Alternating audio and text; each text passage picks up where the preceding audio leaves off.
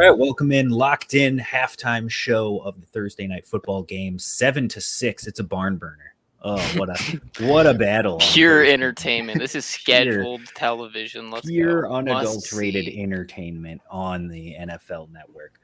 Mason Cameron, Vishal Gupta, how are you gentlemen doing this evening? Spectacular. Doing great. Always great when there's football on. Exactly. Always happy to be here is the correct answer. Exactly. Just remember that for next time.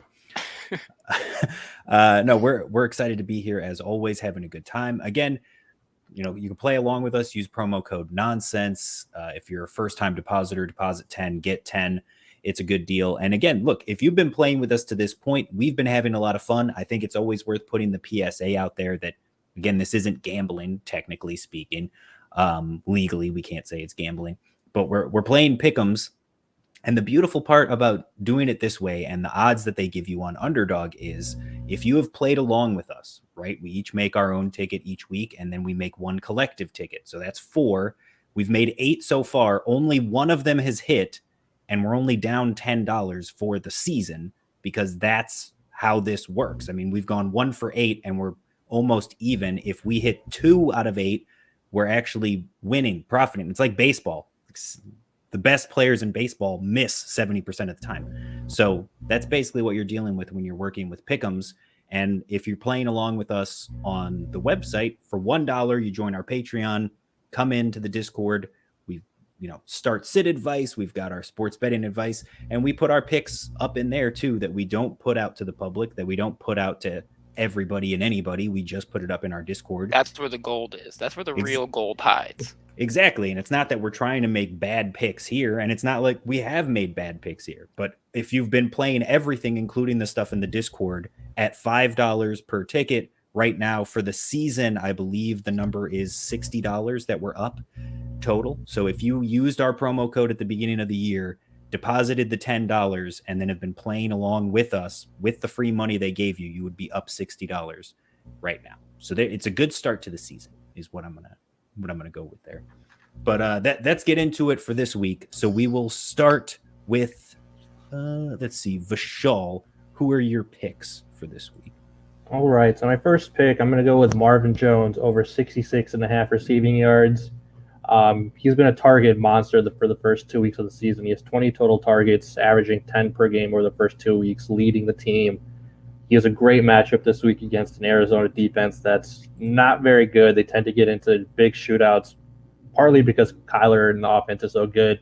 But the other reason is because their defense just gives up a ton of big plays, as we saw last week.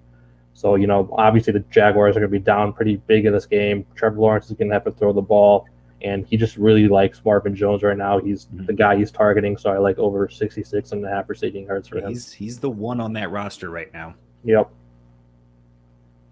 Second pick, I'm going to go under 101.5 total yards for Alvin Kamara. He has not hit this mark yet this season, 101 or 102 total yards. 40 yards yet this year? I mean, he's been off to a rough start. Yeah, it's not been very good. And he has a pretty difficult matchup this week against the running backs so far this season under this mark. Obviously, Kamara's better than Gaskins or whoever the Jets were throwing out there last week, but this is still a very difficult defense. I think it's going to be a super low scoring game, just not a lot going on for either team. So I'm going to take the under on the total yards here. And then finally, I'm going to take over 17.5 fantasy points for Daniel Jones. Oh, he's a believer now. I'm a believer now. I took the under in week 1. I lost it on the very last play of the game. Now I'm going to come back, try to redeem myself, and take the over. He's gone over 20 fantasy points in both of the first 2 weeks, and now he has an even better matchup going against an Atlanta defense that gave up 3 passing touchdowns to Jalen Hurts in week 1, and then 5 passing touchdowns to Tom Brady last week. They're not very good at all. He should have a tremendous week this week, and he can also run the ball, so a lot of value from his legs. And now that you've switched and you're on Daniel Jones, now this is the 5. Right? Oh, of course. I 100% know. He's going to throw a pick on the final play of the game to hit the under. I just know it's going to happen. To push the under. He'll have the over for like 5 minutes and then throw a pick or fumble it. I'm totally expecting that. That's worth more. Right on brand. Yeah. All right, Mason, what do you got for this week? So for starters, we're going to go with Jared Goff. I think that's the first one on my list here. Yes.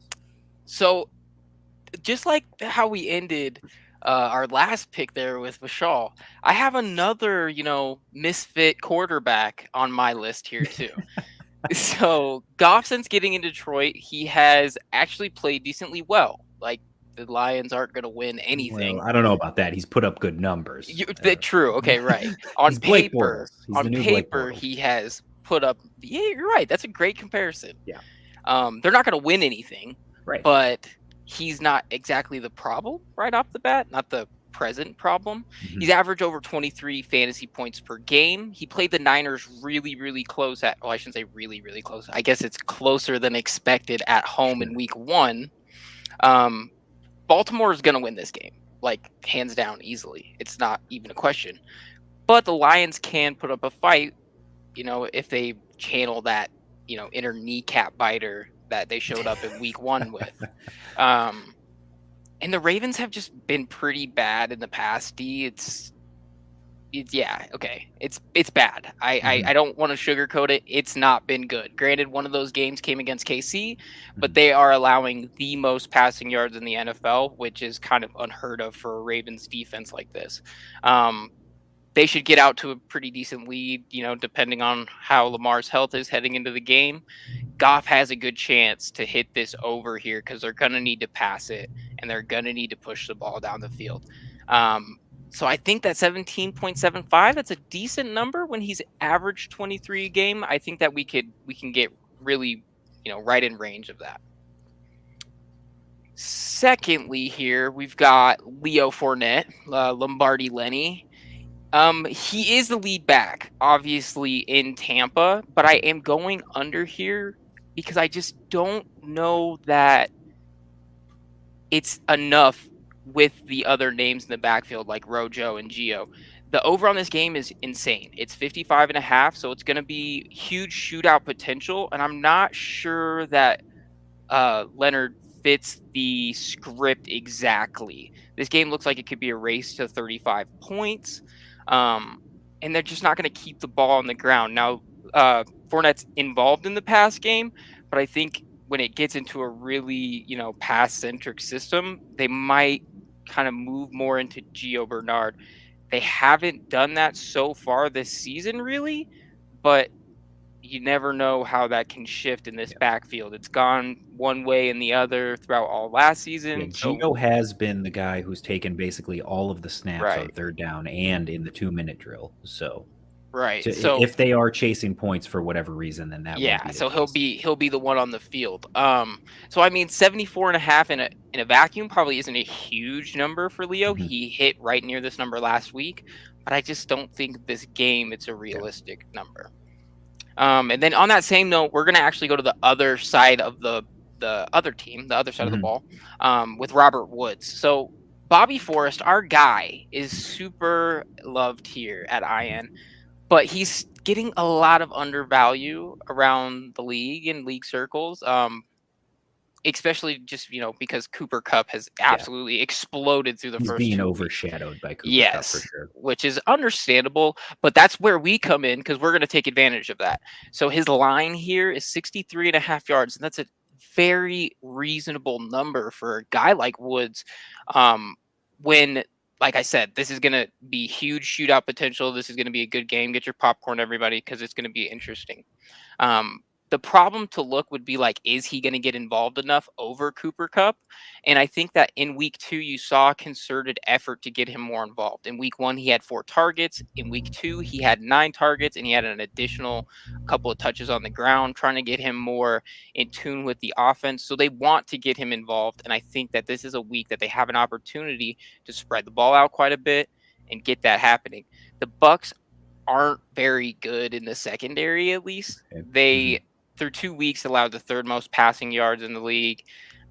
So this is some potential here, like we said. So this is going to be a super interesting game, and I think Robert Woods is a great value here. Yeah, you've got 2 on that Tampa LA game. That game is a massive trap game to me. I'm staying away from it as much as I can. I feel like that's one of those games where we all feel like, oh, look at the offenses. It's going to be a huge shootout, and it has the potential to be like 10-7. Because the defenses turn it on and get to the passer so much that they they have great games. Like both of those teams have incredible front sevens, and it's True, very true. difficult to run on them, which is why I agree with the Fournette take, because even if it is a shootout situation like that or low scoring game, I think that Fournette is going to struggle to run the ball either way. But I'm nervous about the Robert Woods one. I think he's going to be close to that. I just don't know if it's going to end up being that huge shootout that we all think it will, or if this is one of those games where we get lulled into a false sense of security with it. It'll be something to watch. It'll be a good game though, either way. Yeah, it'll be a highlight of the Definitely. weekend. All right, I am up. I am going with Chase Edmonds taking the over at 75.5. He has hit the over on that number in both games so far this year, whether they have been trailing or leading. Chase Edmonds is the lead back and is extremely involved in that offense. They're also going up against Jacksonville's defense, the same Jacksonville defense that gave Mark Ingram the over of 75.5 in week 1. And then the combination of Javonte Williams and Melvin Gordon went over that number last week. Javonte Williams by himself had 74 total yards in that game last week. So that's basically right where they've got the number on Edmonds. And I think right now he is more established in a better offense. So he is good to go for me. Ben Roethlisberger has looked like absolute garbage to this point this season. He's got Deontay Johnson dealing with injuries. He's got Chase Claypool getting shadowed on the outside and double teamed. His tight ends aren't doing much, and he has just played poorly himself. Plus, he's dealing with a slew of injuries that he just cannot shake. He has put up 12 points in week 1 and 14.8 points last week. The over-under is set basically at 16 fantasy points. He went under that total 6 out of 15 games last year, including the last matchup that they played against Cincinnati, who they will be playing this week. So again, Cincinnati's defense isn't spectacular, but the Steelers' defense is so good they can keep it to a low-scoring game. I feel like with all the injuries to the wide receiver core and to Ben, this is going to be a big Najee Harris coming out party against that Bengals poor linebacker core and defensive line. And I think that Ben is going to struggle just like the entire Steelers offense might. And then I've got Calvin Ridley hitting the over at 87.5. I'm going back to where Vishal started the year. Yeah. I'm hoping that it's coming to fruition now. He's got 18 targets through 2 games. He is in the top half of the league in that regard. Look, this is the same Giants defense that last week on Thursday Night Football to Tyler Heineke gave up 107 yards to Terry McLaurin. In week 1, you had Jerry Jeudy at 72 yards. You had Noah Fant at 62 yards. They had 4 wide receivers with 39 or more yards in that game. Atlanta doesn't have the options to pass the ball and spread the ball around that much. This game, to me, has shootout written on it, which is why I'm on board with you on the Daniel Jones, because 100%. These defenses are so terrible, and the Giants find creative and interesting ways to lose on a weekly basis that I'm extremely interested to see how this shakes out. But again, Calvin Ridley through 2 weeks has 200 air yards. He's got 198. I'm rounding, sorry. But he's got 198 air yards. He's 18 targets. He's dominating on the stat sheet. He is being favored by Matt Ryan because, again, who else are you going to throw to? I think this is the week he finally gets that over. So let's look at our locks, guys. Who do we have as our locks of the week? We will go back to where we started. And Vishal, what do you got? What's your lock of the week? Yeah, I got to do it. I can't believe I'm doing it after week 1, but I got to take over 17.5 of Daniel Jones. It's just he's proven me wrong a little bit. I was really, really down on him coming into the year, but I've been surprised by how much he's used his legs and how much he's done a better job in terms of holding onto the ball and not turning it over. So I just got to take the over here in a great matchup. All right, Mason, what do you got? So, I mean, let's just go Jared Goff and get all the misfit quarterbacks on See, one. I was going to say, you're kind of making me lean now, because I was going to go, like, either one of my skill guys I feel 100% confident in. But now that I feel like we just have to do the all quarterback. Right, I think we have to. Right, go ahead and hit it. I like it. I think that we have a good. I think it's a good. We have solid reasoning on all of these picks. I think that shootout potential with Atlanta is huge. I loved your pick with Ridley there too. I even I played around with the some of the other ones there too. I think that we're really solid on this. Ben Roethlisberger, I charted a couple of his games for PFF the other day, and goodness gracious, is that offense unexciting. So It's very, very. I think not that looking we good right have a good setup there. Projections changed. Let's see. How have you changed on me now?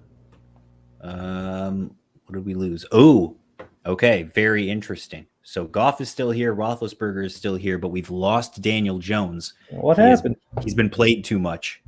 So they're readjusting. Too good of a pick, V. Yep. So now I'm standing by my 17.5. If it goes to 18, you can't count it against me. I'm taking the 17.5. All right. So now we got to readjust. So that's reset pretty quickly here.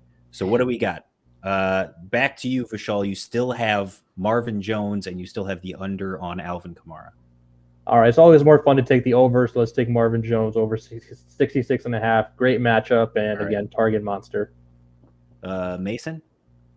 I know that this is gonna hurt Steve, but I think I'm gonna go ahead and lean in with Bobby Forrest here. All right, and you took the over on that. Mm-hmm. All right, so then I will continue with the themes. I'm fine with that. We'll go all over on the wide receivers. We'll just go pure. We couldn't do the quarterbacks, so we'll go pure wide receiver card. So there we had to call an audible. We called an audible and it works. So we're locked in. So there's your locks of the week. We appreciate everybody out there for joining us. Good time as always, gentlemen. And enjoy the second half of the game. We'll call it that. Yeah, definitely, everybody. All right, have a good one.